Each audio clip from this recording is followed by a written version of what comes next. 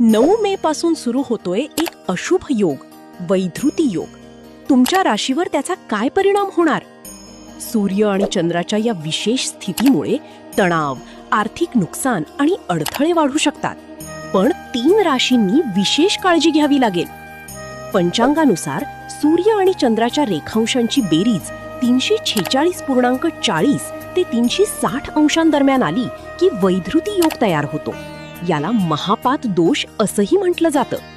मेष राशी, मानसिक तणाव, कामात अडथळे आणि अचानक खर्च वाढण्याची शक्यता. गुंतवणुकीत सावध राहा, वाट टाळा. कर्क राशी, भावनिक अस्थिरता, नात्यांमध्ये गैरसमज आणि खर्च वाढण्याचे संकेत. संयम ठेवा आणि आरोग्याकडे दुर्लक्ष करू नका. मकर राशी, करिअरमध्ये अडथळे, आर्थिक दबाव आणि वरिष्ठांशी तणाव निर्माण होऊ शकतो. निर्णय विचारपूर्वक घ्या. उपाय: दररोज सूर्याला अर्घ्य द्या. ओम सूर्याय नमः जप करा. सोमवारी शिवलिंगावर पाणी अर्पण करा आणि दानधर्म करा. अशा ज्योतिष अपडेटसाठी आत्ताच फॉलो करा.